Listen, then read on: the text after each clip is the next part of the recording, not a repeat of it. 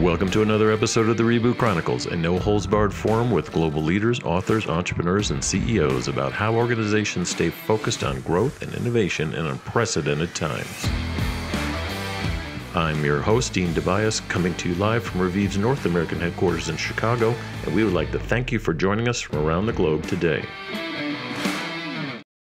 I'd like to welcome Wayne Griffiths to the Reboot Chronicles. He is the CEO of SEAT and CUPRA, the newest and fastest growing EV challenger brand that we're going to talk about today. Very exciting. Launched in 2018. They've tripled sales up till about 2021. And I think they're just getting started. With partners like Volkswagen and others, they are committing billions of dollars to electrify Spain, Europe, and beyond. A rebel with a cause, Wayne has been rebooting the EV market for a while, and it looks like he's going to take CUPRA to the next level, electrifying the company, launching 3 new electrified models, which I want to hear about, and with the goal of selling over 500,000 cars a year. So, Wayne, it's good to see you. No, great to speak to you as well. Here from Barcelona, in our headquarters here in the middle of downtown Barcelona, in Paseo de Gracia, Diagonal, right in the center of the city. Beautiful. I love it when companies commit to the heart of the city. Being a Chicago civic leader, we do that a lot. We have so many brands that have moved back downtown. It just brings life back to the city.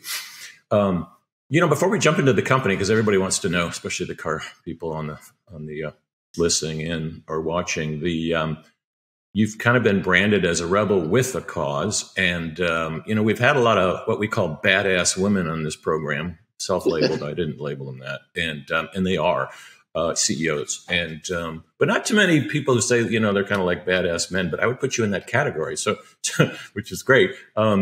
Great interview in the CEO magazine, and I'm just curious where that came from. The rebel with a cause. No, I mean we're trying to do something totally new here and challenge the conventional and the status quo. CUPRA brand is for a new generation of car lovers.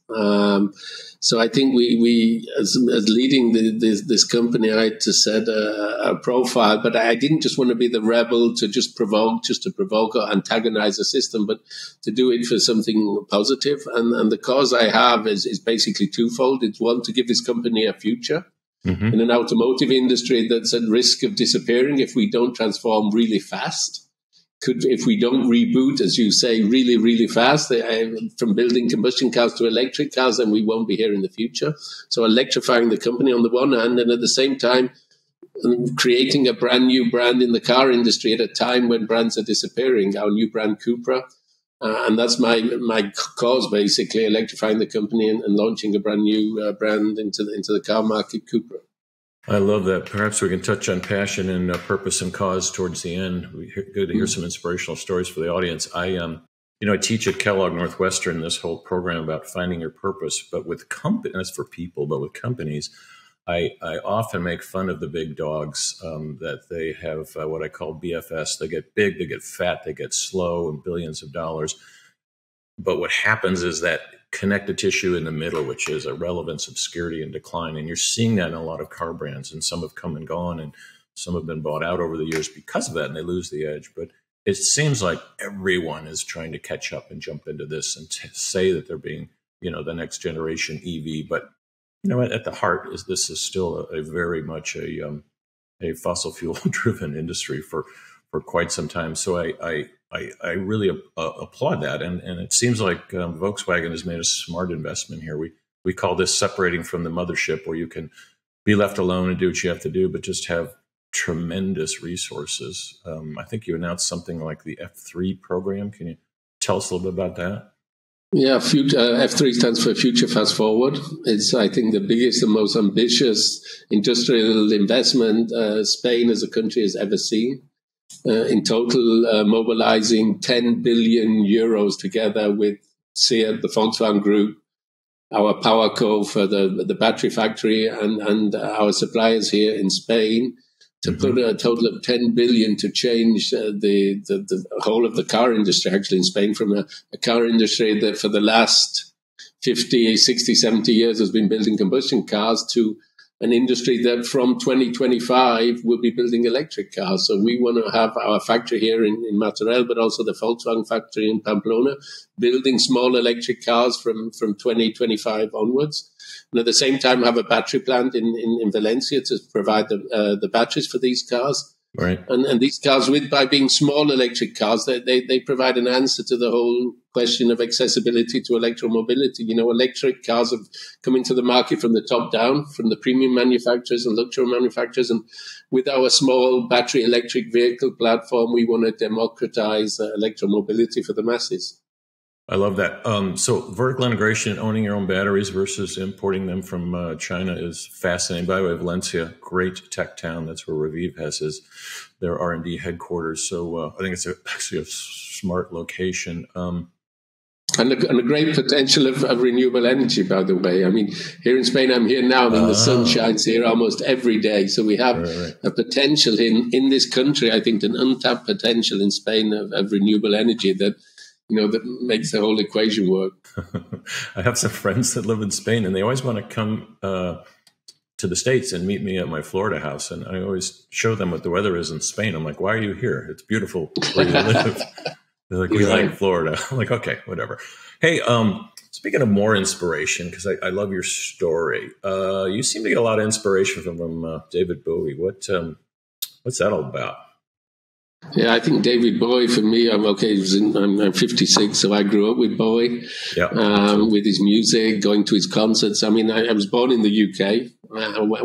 Born in Manchester, went to university at Leeds University, left to go and work in Germany, a bit like Bowie when Bowie left to go and live in Berlin for a while. So I went to work in Germany for the Volkswagen Group at Audi for many years and came here to Spain. And I think what inspires me about Bowie, and I think is a good inspiration for our brand Cupra, so he was always capable to reinvent himself and to be contemporary and to surprise people. I mean, one of my favorite sayings of his, I don't know where I'm going from here, but I promise you it's not going to be boring.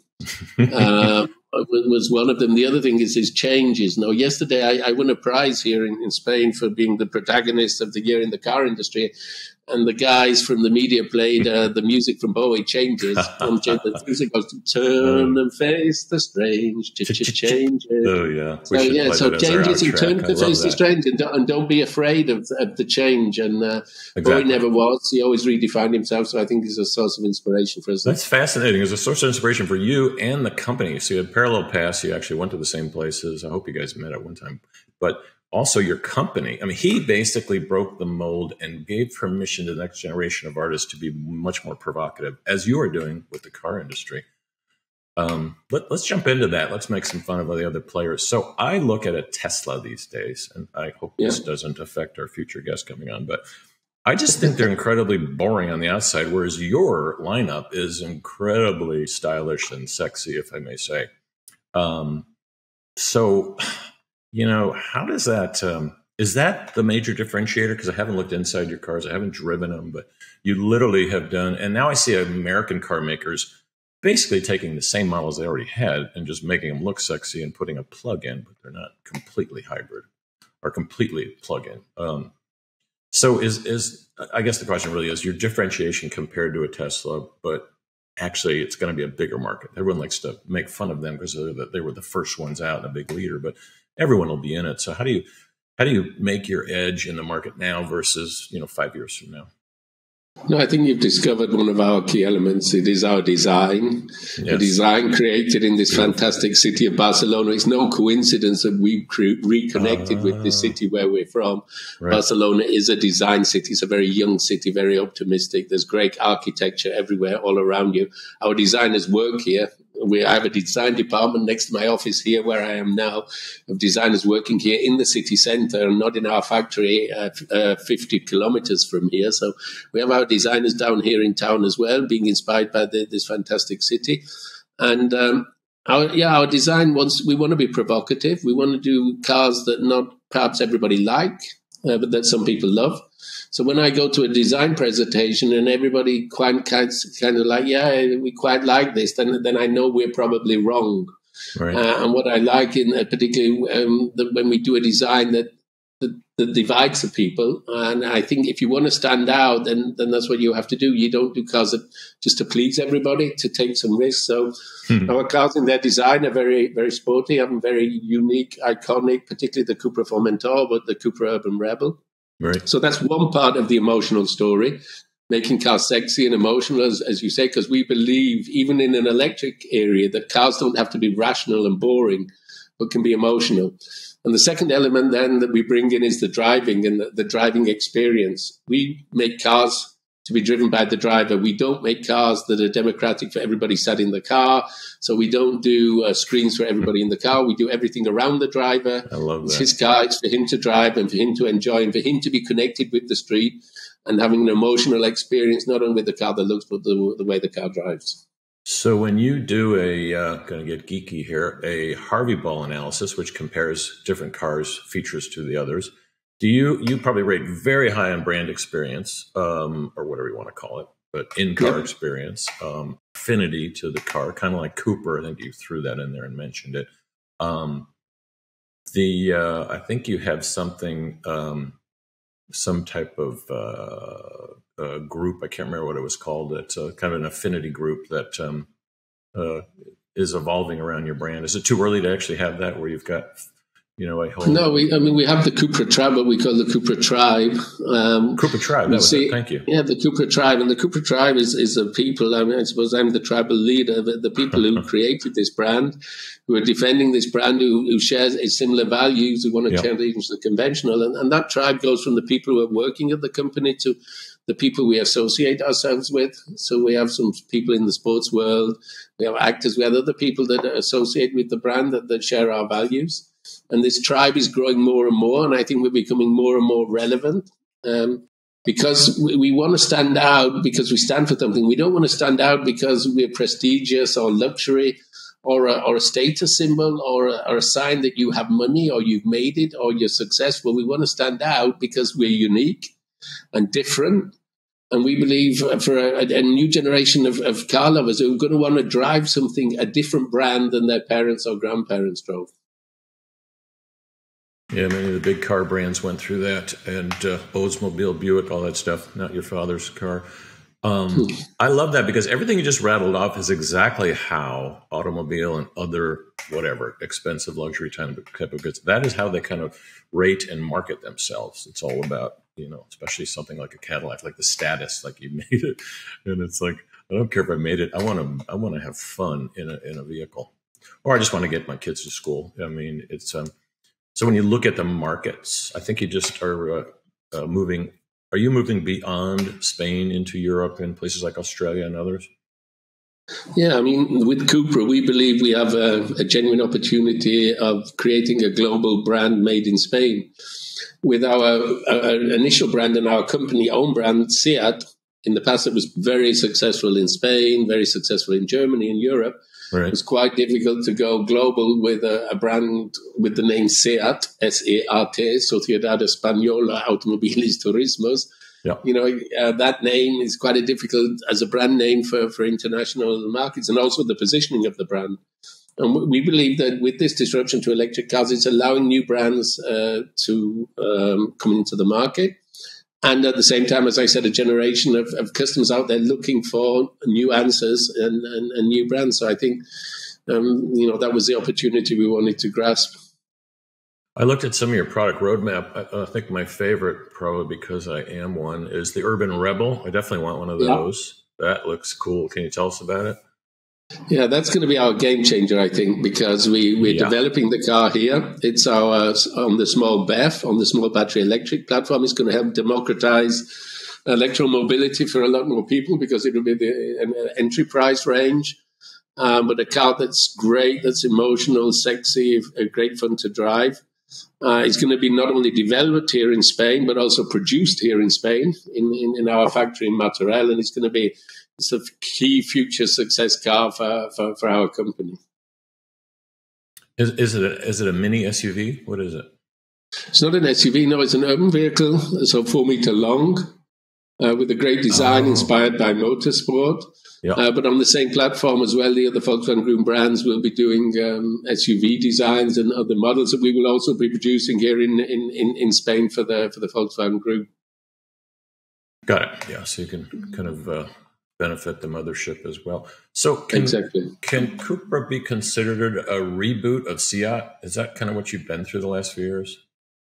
I think it can be a reboot for our company and not for the SEAT brand. SEAT will always remain as the brand it is for the young customers in the entry part of the market. CUPRA is something new, but it will create a reboot for our company and a change in the mindset, and is leading us to transform the whole company, not only in terms of organization structure to build electric cars, but also in terms of mindset and culture. Mm-hmm. I think that's what we're seeing here. CUPRA, people becoming more and more part of this tribe themselves.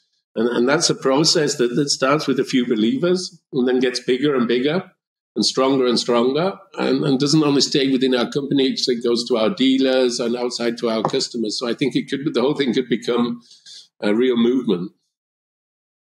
Yeah, I like that. What's been some of the challenge along the way? What have you been struggling with in terms of you're rebooting a company, but also a sector? Quite frankly, I mean, the sector is not really yet invented. So you're paving new business models, all types of things.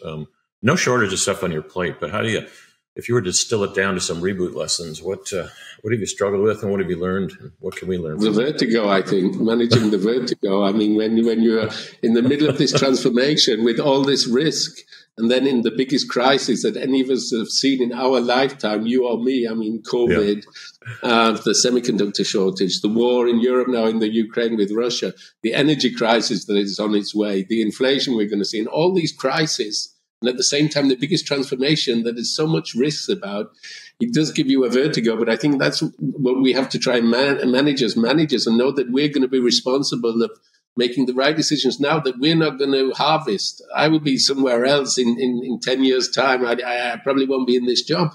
But the decisions I make today will be very relevant whether this company is still here in 10 years' time. And they're difficult decisions. Some of them are quite risky decisions, particularly around how fast electrification will happen, launching a new brand. But if we don't make them, the worst thing is not to take these decisions, because then the alternative is that you will disappear anyway. So I think that's what helps you get through the vertigo and the fear of so much change in such a changing environment on top, is that as long as you're doing your best, then you know you can't do any more, and by not doing that, then you would fail anyway. Yes, business vertigo is a nice term. I was just writing an article in Forbes about how most CEOs of public companies, mostly, not so much private, but they can't play the long game. They have to meet the quota. They have to deal with everything you just rattled off on that checklist, and that's before lunch, for gosh sakes.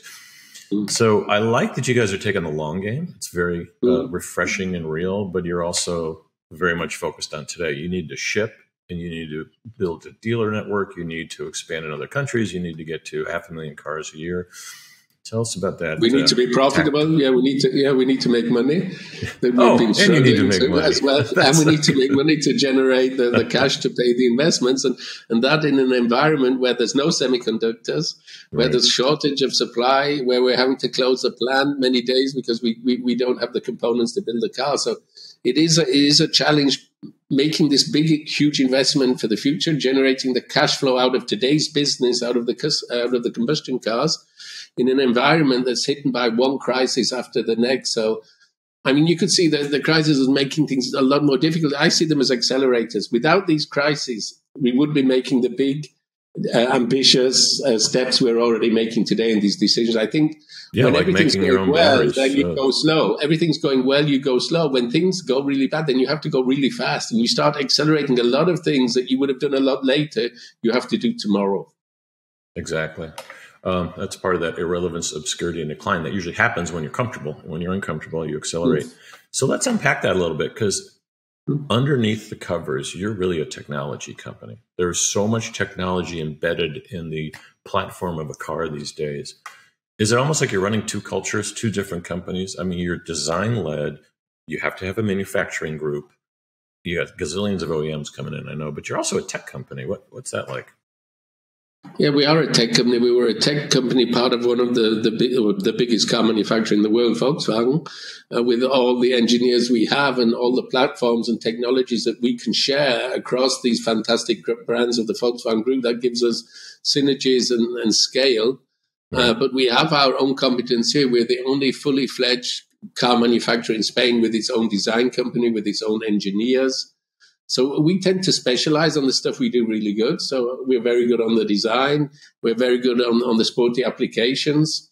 But the main technology platforms, for instance, the small BEV platform, that comes from the strength of the Volkswagen Group. Right. And tell us a little bit about the relationship with the mothership. How's it work? Yeah, I mean, Volkswagen Group is a big organization. I think it was a challenge to establish a new brand like CUPRA, and coming with 10 other of I don't know how many iconic brands already existing in the group. So at the beginning, we were a bit of a submarine. So we kept underwater and didn't ask for the permission. Stayed off the radar. Mm-hmm. Now, obviously, we're too big and we're on the radar, but I think we're getting support because we're adding a value within that group. If we don't bring something additional to the party that the other brands can't do, then, the Volkswagen Group wouldn't need us. And I think the fact that we are the only contemporary new brand in the Volkswagen Group that can compete to these other new brands that are going to come in anyway, that are coming in from China or from the US, brands like Tesla, NIO, Lucid, right. Polestar, all the newcomers there, they're going to be taking away some of the market, and you either have a competitor for them, a contemporary competitor, or you could end up losing. So I think that's what our role is going to be in the group, and that's what we can bring to the party. Makes sense. I mean, it seems like it's two things. You're running on their platform, so you don't have to redo chassis and all that stuff, maybe for now. So they're, giving you a lot of things, and you are actually pushing back all the latest technology and things that you're developing from scratch, some of them, as you say, and through a partner network of OEM suppliers that they're probably not used to accelerating that kind of innovation. So do you see it as a two-way street? Like you need to feed, we call it feed the beast, right? Where you're actually pushing a lot of it back to their product development groups and getting their roadmaps back on track. Yeah, I think on a technological point of view, we're very fast. I mean, we did CUPRA here within 4 years. The brands existed 4 years. So because we're small, we are like the speedboat. So we can try here a lot faster. We have a lot smaller structure. So I think that makes us faster. But not only on the technological side, it's this customer side, bringing customers into the Volkswagen Group, younger customers. The customers at CUPRA are generally a generation younger than the average of the other brands in the group. A generation. I'm talking about 15 years. Right. So we are bringing younger customers into the group that then later can go to other fantastic brands of our group. Yeah, younger customers, probably younger employee base too, especially in Spain as a tech company. What do you see as the biggest challenge? I guess this is a loaded question and probably too much inside baseball. But having been the CEO of AutoWeb and been one of the pioneers in the competitive shopping space, it's like the old dealer network in some countries is just what it is. It's an old concept and very powerful lobbying group here in the United States, anyway. But are you basically setting up your own dealers like a Tesla move, or are you just combining and adding it where other Volkswagen dealerships are or competitors? No, we're going the new way as well with distribution. Because we're starting from scratch, we don't have that problem.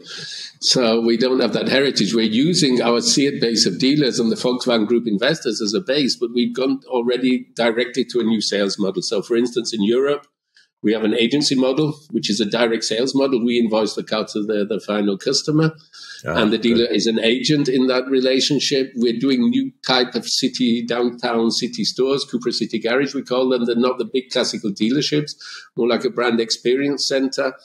And if we were to look at markets like the US, then certainly we would be going in a more direct sales point of view. We've just gone to Australia, and we launched in Australia before the summer.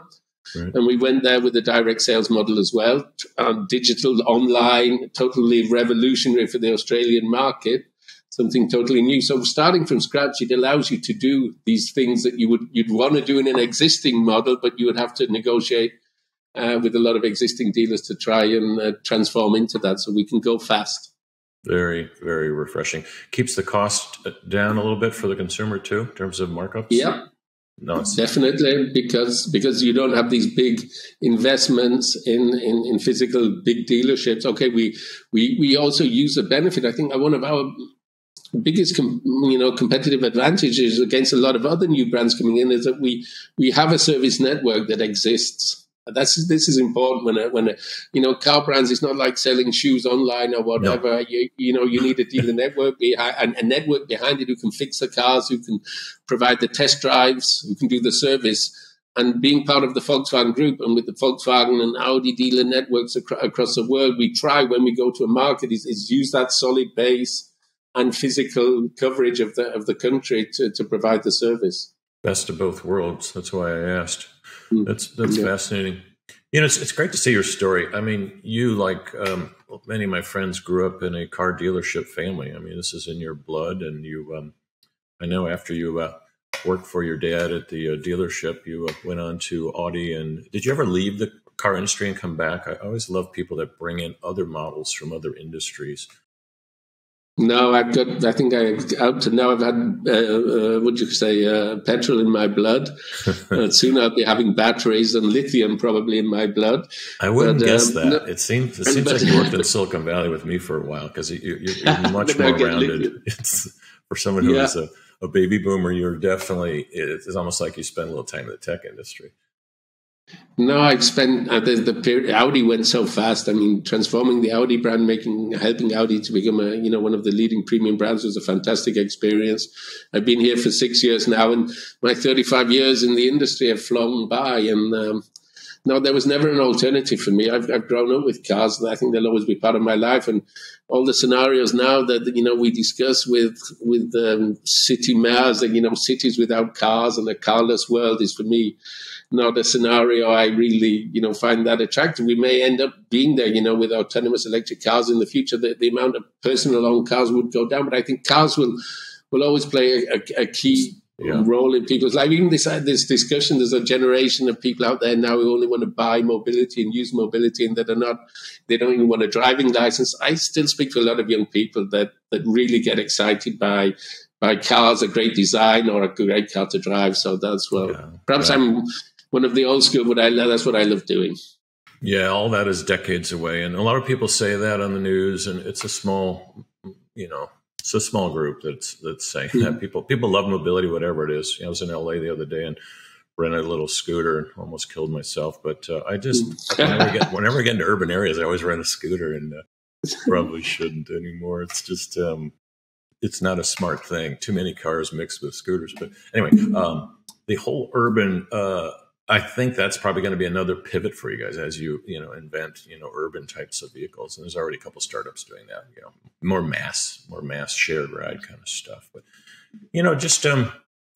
Wayne, really want to thank you for joining us on the Reboot Chronicles. I'd love to hear just a quick story about how you kind of literally you've rebooted a couple companies now. It's amazing what you've done. How about yourself? Any stories along the way that would help kind of the aspiring, a lot of founders, entrepreneurs, corporate people listen to this program. Corporate people want to go out and start their own thing. Founders are always looking for advice and help and inspiration, which you've clearly provided so far. But what about you personally? Any Reboot pivots in there? No, probably my reboot was, I was quite comfortable at Audi and very successful. And I had a great career there and done a lot, and I could have stayed there and enjoyed that success. But I decided here to come to Spain to try and be part of saving this company here, SEAT, giving it a new future, a future that's electric, a future that's Cupra. So that was probably, from a content point of view, for me personally, as I just turned 50. So coming back to Barcelona, the first time I was in Barcelona, I was 25. So I came back 25 years later. And I could have stayed in my comfort zone where I was, in a nice German house in Munich, and enjoyed the rest of my life. But I decided to go out and try and do something that you only have perhaps one chance in your life to do, to launch a new brand and try and save a company, basically, and give that company a future in an electric era. And that's my personal reboot, and it's what motivates me. And I say a lot of the time, I don't think it's by chance. I think a lot of this is destiny for me. and too many coincidences. I mean, I was 25 the first time I came back here. I came exactly 25 years later. And I think a lot of this is just for me, what I was planned to do. I didn't know I was going to be launching a new brand when I came back here, and I didn't know I was going to be doing electric cars. So that's all come new, and that's helped to keep me young. It really has. If I'd have stayed where I was, I think I would have got perhaps old and boring, and now I've stayed a bit like David Bowie, reinvented myself, and know certainly that I might not always know where I'm going from here, but I know it's not going to be boring. Yeah, I love it. Rebel with the cause. So 25 years ago, I bet you probably partook in the nightlife a lot more. The Barcelona nightlife is. You're right, but I still make the same mistake. Yeah, I still make the same mistake now, though, 25 years later, that I forget I'm not the 25-year-old anymore. I'm now 56, and I tend to suffer a few days longer. I'm right there with you. Oh my gosh! Hey, that's where you're learning everything. It's like, you know, being out with everyone and understanding what life's all about, staying connected to it. So, love the brand, love what you're doing, and we will maybe someday be on site. Check out one of your factories. That'd be fun. No, it would be great to have you here in Barcelona. You're always welcome to come and meet the Cupra tribe. Yeah, definitely want to meet the Cupra tribe. Thanks, Wayne. You've been listening to Wayne Griffiths, who's the CEO of SEAT, as well as Cupra brand, and they are in a company in a space that you really should watch. This is going to be an amazing company to watch over the next 5-10 years. This is Dean Tobias with the Reboot Chronicles. I want to thank you for joining us today, and we will see you soon.